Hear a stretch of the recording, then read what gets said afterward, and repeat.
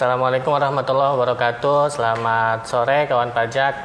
Ya, kita akhirnya bertemu kembali ya dalam Instagram Live di akun Instagram KPP Pratama Cibinong.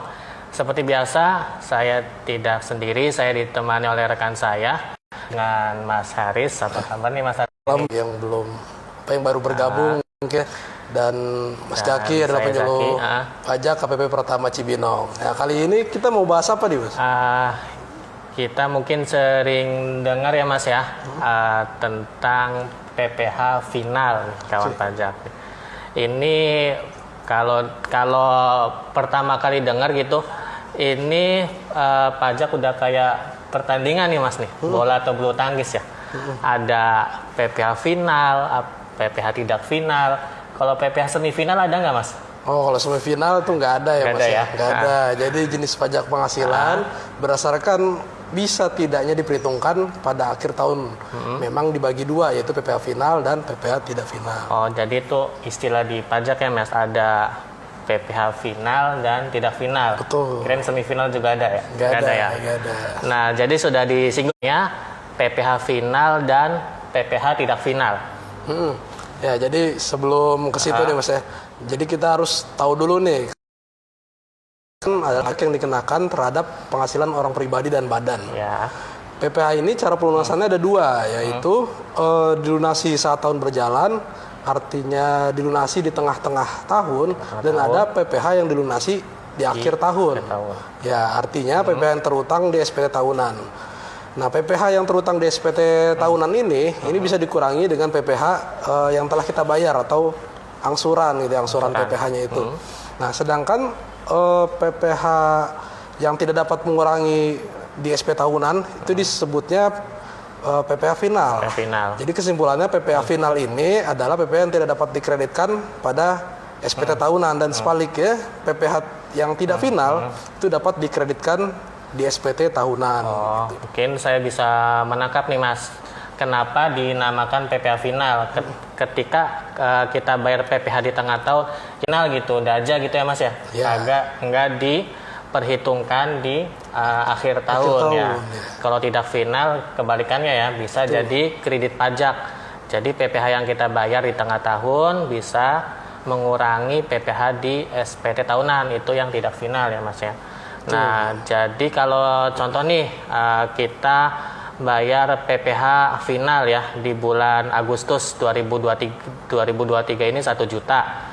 Nah, misal PPh final tuh penyerahan tanah dan bangunan nih. Nah, di SPT tahun 2023 misal pajak kita kurang bayar 10 juta. Maka untuk PPh di SPT tahunan kita tetap 10 juta. Ya Mas.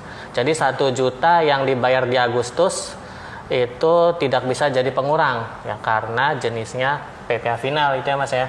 Betul sekali Mas. Jadi beda ceritanya ya. Kalau 1 jutanya itu merupakan PPh tidak final ya. Kalau 1 juta itu PPh tidak final, maka di akhir tahun kita hanya bayar selisihnya saja, yaitu 10 kurang 1 yang tadi kita bayar, sehingga 9 juta saja pada SPT tahunannya gitu. Terus nih Mas, bagi mungkin kawan pajak yang masih awam nih, cara membedakan ya jenis PPh mana saja sih yang termasuk final dan tidak final, itu gimana caranya Mas? Nah, jadi mau tidak mau kita harus menghafalnya ya. Jadi makanya sekarang kita coba nih kasih tahu jenis-jenis PPh final. Mungkin beberapa sudah ada yang familiar bagi kawan pajak ya, tapi mungkin ada beberapa yang masih belum familiar gitu. Jadi ya mau tidak mau kawan pajak harus belajar.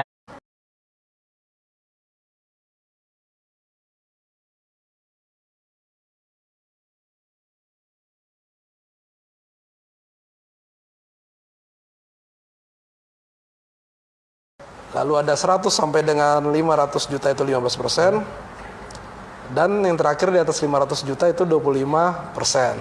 Nah, ketentuannya itu ada di PP 68 tahun 2009.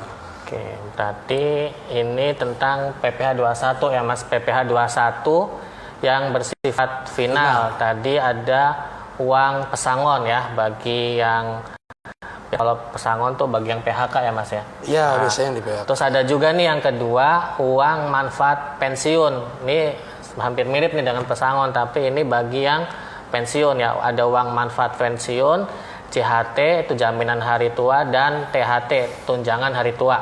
Nah, pengertiannya kalau uang manfaat pensiun adalah penghasilan dari manfaat pensiun yang dibayarkan kepada orang pribadi peserta dana pensiun secara sekaligus ya, sesuai dengan peraturan perundang-undangan di bidang dana pensiun oleh dana pensiun pemberi kerja atau dana pensiun lembaga keuangan yang pendiriannya telah disahkan oleh Menteri Keuangan. Ya, kemudian kalau tunjangan hari tua itu penghasilan yang dibayarkan sekaligus oleh Badan Penyelenggara Tunjangan Hari Tua. Ya, kalau jaminan hari tua itu penghasilan yang dibayar sekaligus oleh Badan Penyelenggara Jaminan Sosial Tenaga Kerja kepada orang pribadi yang berhak dalam jangka waktu yang telah ditentukan. Jadi kalau awamnya sih hampir-hampir sama ya Mas ya. Jadi ya uang manfaat pensiun lah gitu. Nah itu PPh-nya final, tarifnya progresif. Kalau 0 sampai 50 juta itu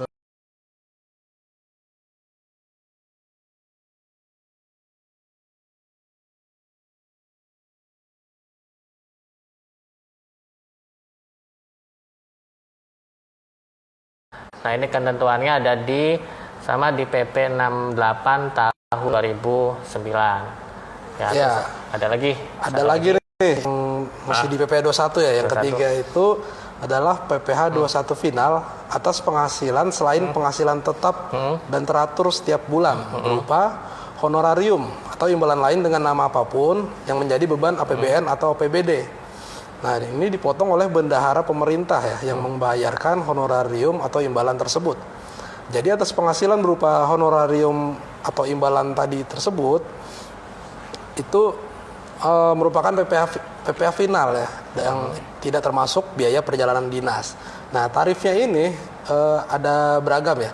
Jadi untuk PNS golongan 1 dan golongan 2 atau anggota TNI, Polri, golongan pangkat Tamtama dan Bintara itu tarifnya 0%. Lalu yang berikutnya ada PNS golongan 3 atau anggota TNI, Polri, golongan pangkat perwira pertama dan pensiunannya itu tarifnya adalah 5%. Lalu yang berikutnya pejabat negara atau PNS golongan 4 dan anggota TNI, Polri, golongan pangkat perwira menengah dan perwira tinggi serta pensiunannya itu tarifnya 15%. Aturannya ada di PP 80 tahun 2010. Nah, jadi kesimpulannya untuk PPh pasal 21 yang pada umumnya bersifat tidak final ya.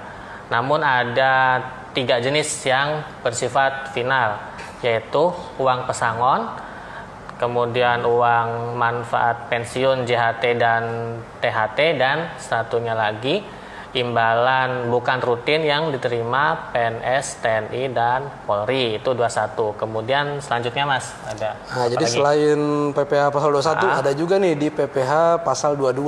Okay. Nah, adapun PPh pasal 22 ini adalah PPh yang dipungut atas pembelian atau penjualan barang tertentu sebagaimana diatur pada pasal 22 Undang-Undang PPh. Sama seperti PPh pasal 21, pada umumnya PPh 22 ini bersifat tidak final. Tetapi ada juga nih yang bersifat final. Nah, yang bersifat final apa nih Mas ya? Yang bersifat final ya, PPh 22 itu penjualan bahan bakar minyak dan bahan bakar gas ya oleh produsen atau importir kepada penyalur ya. Jadi pemungutnya itu produsen ya atau importir. Terus yang dipungut itu agen atau penyalur. Tarifnya ada 0,25% untuk BBM yang dijual Pertamina atau anak usaha Pertamina kepada SPBU. Kemudian 0,30% ya untuk BBM yang dijual produsen atau importir selain Pertamina atau anak usaha Pertamina kepada SPBU, dan 0,30% untuk bahan bakar gas ya, baik dari produsen atau importir Pertamina maupun non Pertamina. Jadi ini PPh pasal 22 ini intinya ada di BBM atau bahan bakar gas ya. Tarif tersebut dikalikan dengan DPP belum termasuk PPN ya. Jadi bagi masyarakat awam mungkin nggak familiar ya, karena ini pemungutnya itu Pertamina gitu intinya. Ya. Terus selain itu ada lagi kan nih Mas untuk PPh 22, PPh pasal 22 yang bersifat final. Ya. Kalau PPh pasal 22 yang final hanya itu satu saja hanya Mas. Satu aja ya. Oke. Penjualan BBM, dan bahan bakar gas ya dari produsen atau importir ya, bisa Pertamina atau selainnya, ke agen. Agen tuh misal SPBU atau kalau sekarang ada tuh namanya apa tuh Pertamina yang kecil tuh. Oh, yang kecil-kecil. Ya, itu juga sama mungkin termasuk agen ya.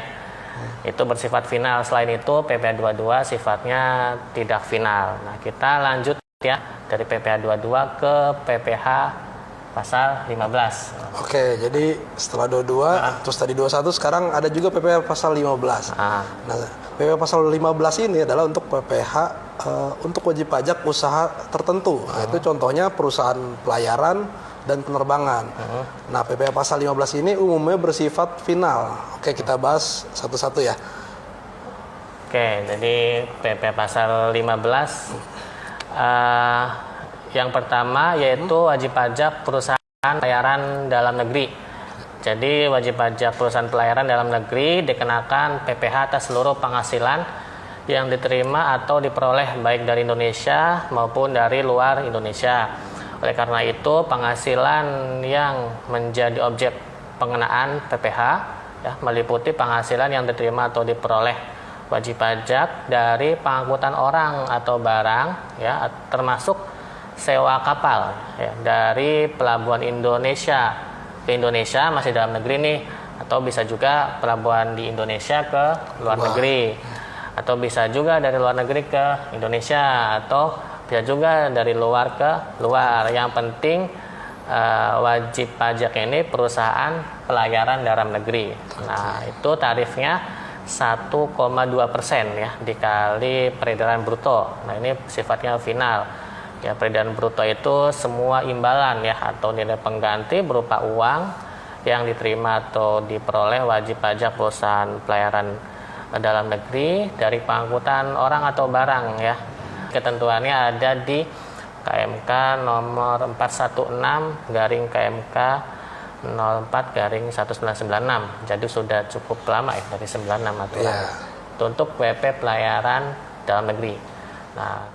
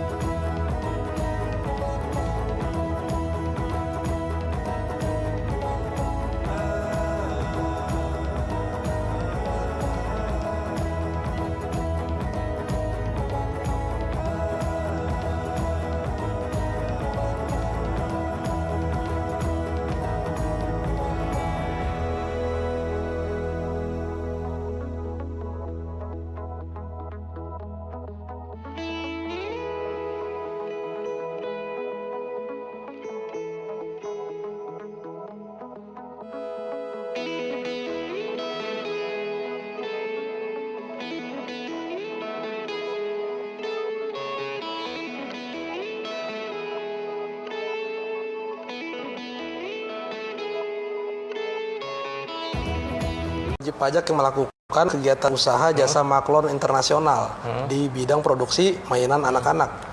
Nah, subjek pajaknya ini adalah wajib pajak melakukan kegiatan usaha jasa maklon untuk kontrak manufacturing internasional. Itu wajib pajak badan dalam negeri yang melakukan jasa pembuatan atau perakitan barang berupa produk mainan anak-anak dengan bahan-bahan, spesifikasi petunjuk teknis, dan penentuan imbalan jasa dari pihak pemesan yang berkedudukan di luar negeri dan mempunyai hubungan istimewa dengan wajib pajak. Nah, jadi ini pemesannya perusahaan luar negeri memesan pembuatan mainan anak-anak ke wajib pajak dalam negeri Di Indonesia ya. yang di Indonesia. Nah, yang mana wajib pajak dalam negeri ini mempunyai hubungan istimewa dengan si pemesannya tadi yang di luar negeri. Nah, objek pajaknya itu seluruh biaya pembuatan atau perakitan barang, tidak termasuk biaya pemakaian bahan baku.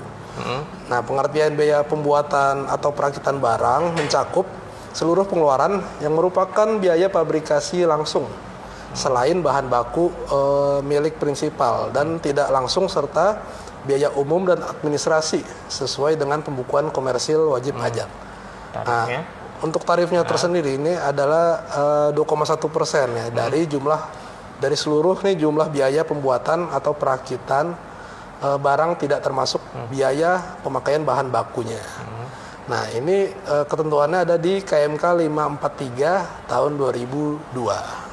Oke, jadi memang kawan pajak untuk PPh 5 pasal 15 ini kalau di KPP Cibinong kayaknya jarang ya Mas ya. Jarang sekali. Enggak umum ya.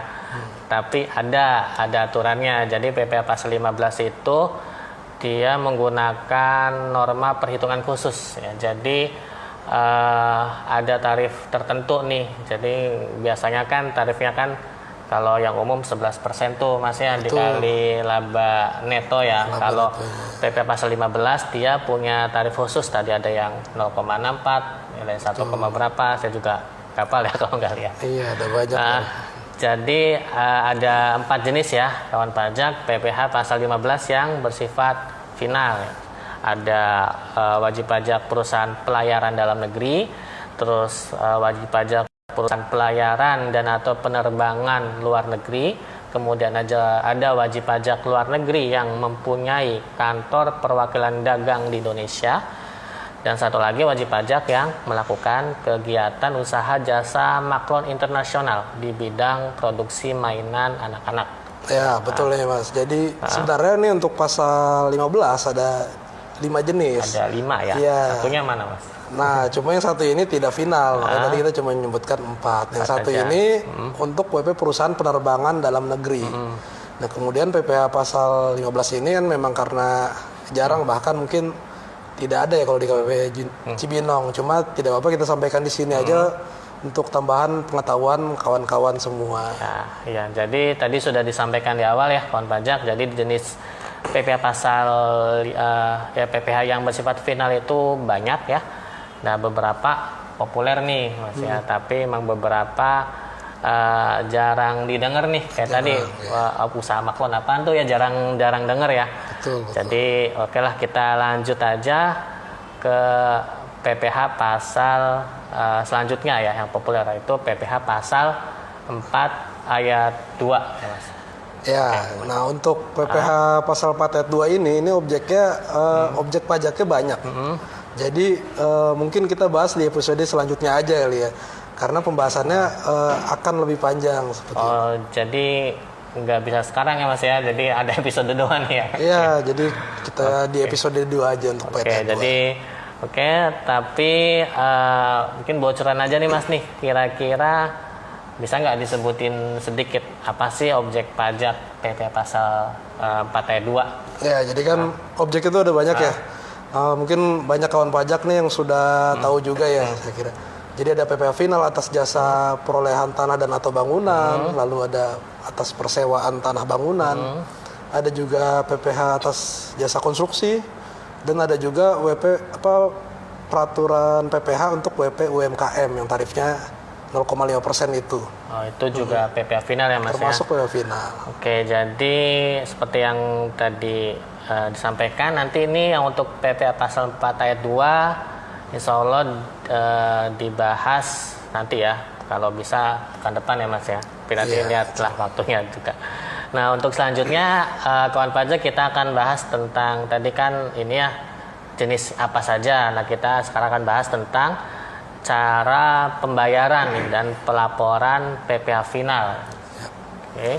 Ya, jadi untuk pembayarannya nih Mas, itu terbagi dua ya, yaitu PPh final yang memotong pihak lain atau bertindak sebagai pemotong, dan PPh final yang disetor sendiri. Nah, untuk PPh final yang memotong pihak lain itu disetor paling lambat tanggal 5 paling lama tanggal 10, Tanggal 10. maksud saya ya, bulan berikutnya. Dan untuk PPh final yang di store sendiri itu paling lambatnya tanggal 15 bulan berikutnya. Oke. Kayak gitu. Jadi ada 2 ya kawan pajak yang di store sendiri, Sama yaitu dipotong. tanggal 15 ya, sama yang dipotong pihak lain tanggal 10. Nah, untuk cara store-nya sendiri itu biasa ya, bagi yang sudah biasa store pajak, yaitu buat billing di DJP online ya. Menu bayar. Kemudian jenis pajak dan jenis setorannya disesuaikan ya. Pajak apa sih yang mau di store gitu. Misal kalau PPh pasal 21 itu 411 121 ya. Kemudian PPh pasal 22 411 122. Untuk PPh pasal 15 dan 4N2 itu 411 128 PPh final. Nanti KJS-nya atau kode jenis setorannya dipilih, di situ ada ya. Misal mau setor sewa tanah dan bangunan ada ya, terus mau setor pengalihan tanah dan bangunan ada, dipilih saja di situ. Nah, setelah bikin billing, kemudian store PPh-nya ke bank ya, kantor pos atau platform lain ya, gitu.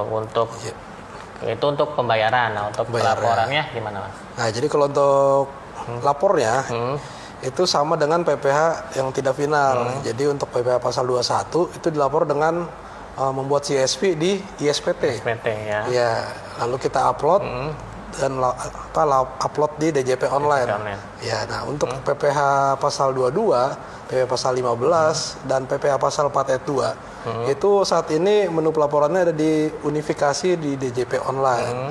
Nah, batas lapornya itu adalah tanggal 20 bulan berikutnya. Misal untuk atas masa Juli, ini masa Juli 2023, maka lapor maksimal di tanggal 20 Agustus 2023. Gitu. Jadi kalau dulu kan kalau pasal 22 ya, 15 4 ayat 2 itu ada ISPT-nya sendiri ya. Nah, tapi sekarang sudah di DJP online kawan pajak. Ya, ada di menu lapor, pra pelaporan nanti pilih PPh unifikasi ya Mas ya. Nah, itu untuk yang laporan bulanan. Nah, tahunannya juga ada kawan pajak. Nah, kalau bagi yang store sendiri dan dipotong pihak lain itu lapor di SPD tahunan ya, bagian PPh final, kalau badan di lampiran 4. Nah, kemudian bagi pemotongnya itu enggak lapor langsung ya, tapi di SPD tahunan, tapi itu kan bisa dijadikan biaya nih Mas ya, misal biaya sewa gitu atau biaya pengalihan tanah gitu ya. Nah, itu kan bisa dilaporkan di laporan laba rugi ya, di SPT tahunan si pemotongnya gitu.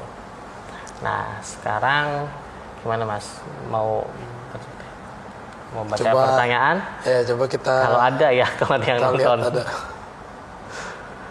Tapi kayaknya sih nggak ada yang nonton juga. Oke, kalau ada yang nonton tapi nggak ada yang tanya. Nanti yaudah, nanti kalau ada yang tanya bisa tanya ke WA Helpdesk. Ya, jadi ini paling nanti kalau ada pertanyaan bisa ke WA Helpdesk atau bisa ke Kering Pajak juga ya. Bisa. Dan untuk KPP Cibinong ya, selain ada WA Helpdesk di 085281813403, ada juga nih untuk WA PKP dan Sertel itu di 083806086403. Nah, ini PKP Sertel nih untuk tadi ya, misalnya untuk laporan di unifikasi karena membutuhkan sertifikat, itu bisa ngajuin ke WA itu. Nah, terus juga ada yang nanya ya. Ada yang nanya. Selamat sore Pak, saya pindah rumah dari Jakarta ke Kabupaten Bogor. Pindah rumah dari Jakarta ke Bogor. Mohon izin jika ganti apa nih? Ganti NPWP. Oke. Untuk pindah NPWP itu enggak merubah NPWP ya Pak. Jadi NPWP-nya, maksud saya nomornya itu tetap itu nomornya. Ya, cuma nanti ada pengajuan WP pindah ya, dari Jakarta ke Bogor. Yang pertama pastikan dulu nih status NPWP Bapak aktif apa non efektif ya, di irek.pajak.go.id. Di situ bisa cek status NPWP ya. Kalau NPWP-nya sudah aktif, nanti pengajuannya bisa di KPP Jakarta juga bisa ya, di KPP Bogor, Kabupaten Bogor ya. Jadi ini bisa Cibinong, Cilengsi sama Ciawi ya, bergantung kecamatan ya, itu juga bisa. Nah, kalau NPWP-nya ternyata non efektif, itu silakan diaktifkan terlebih dahulu ya, bisa ke KPP asalnya, KPP Jakarta, atau lapor SPT tahunan dulu ya, lapor SPT tahunan di DJP online. Jadi pastikan dulu yang pertama NPWP-nya aktif, kemudian bisa mengajukan pindah ke KPP baru atau KPP lama ya. Gak apa-apa, satu lagi Mas. PPA final UMKM harus pakai SKB enggak Pak? Gimana? Langsung jawab. PPA final UMKM harus pakai SKB enggak? Tidak perlu ya. Yang itu ya, yang 0,5 ya Mas ya? Ya, yang 0,5% itu selama masih masuk ke periode waktunya ya, 7 tahun sejak PP 23 2018 itu masih boleh pakai tarif 0,5% ya untuk WPOP UMKM. Oke, jadi mungkin kalau WP UMKM yang 0,5 istilahnya bukan SKB ya, karena nggak ada ya. Paling yang dimaksud suket kali, surat keterangan. Ya, dan suket itu pun kalau dibutuhkan aja ya. Jadi maksudnya misalkan dia ada kebutuhan transaksi dengan instansi pemerintah misalkan agar dipotongnya 0,5% bukan PPh 22 atau 23. Nah, itu baru mengajukan suket untuk diserahkan ke lawan transaksinya. Cuma kalau usaha sendiri aja itu nggak butuh suket. Iya. Yang penting masih dalam batas waktu ya. Iya. Nanti ini bisa dijelasin nih Mas nih di minggu depan ya tentang PP 23 ya. Jadi kalau suket nggak usah ngajuin ke KPP, Ibu ya, ngajuinnya di DJP online di DJP online ada menu layanan di situ, nanti upload unduh suket ada. Satu lagi aja ya. Saya mau nanya, apabila membangun bangunan dengan kontraktor orang pribadi dan kontraktor orang pribadi tersebut tidak memungut PPN karena bukan PKP, jika kami sudah memotong PPA final, apakah jika kami sudah memotong PPA final 4 jasa 4% harus memotong PPN KMS juga? Saya mau nanya, apabila membangun bangunan dengan kontraktor orang pribadi dan kontraktor orang pribadi tersebut tidak memungut PPN karena bukan PKP, ya nggak apa-apa ya Mas ya, kalau bukan PKP nggak memungut PPN. Apabila jika kami sudah memotong PPA final 4 ayat 2 ini 4, apakah jika kami sudah memotong PPA final 4 ayat 2 jasa konstruksi sebesar 4% harus memotong PPN KMS juga? Untuk PPN KMS ini disetor sendiri ya oleh yang bangun rumah ya, jadi nggak dipotong kontraktor ya. Jadi intinya sih kalau KMS ini selama itu dia transaksinya bukan sama jasa konstruksi, makanya dianggapnya membangun sendiri. Nah, membangun sendiri, terus dia memenuhi syarat untuk PPN KMS, misalkan di atas 200 meter dan pengerjaannya di bawah 2 tahun, ya makanya dia setor sendiri atas PPN KMS-nya. Berarti bukan tanggungan dari kontraktornya ya Mas? Bukan, jadi bukan PPN yang kita kenal pada umumnya ya. Jadi untuk KMS beda. Oke. Nanti kalau ada pertanyaan bisa WA ke WA konsultasi ya kawan pajak, atau bisa juga follow Instagram KPP Cibinong ya untuk informasi perpajakan. Ya, untuk informasi lanjutan IG Live ini juga nanti kita infokan di Instagram ya. Terus juga bisa kalau tutorial pajak bisa lihat di YouTube KPP Pratama Cibinong. Mungkin sekian Mas. Ya, jadi terima kasih nih kawan pajak, Mas Zaki, semua tim yang sudah terlibat, yang sudah mengikuti acara ini. Semoga dapat menambah pemahaman kawan pajak tentang PPh final ya. Jadi mohon maaf apabila banyak kesalahan. Saya Haris, Mas Zaki, dan saya Zaki dan semua kru yang bertugas ya. Terima kasih. Selamat sore. Assalamualaikum warahmatullahi wabarakatuh.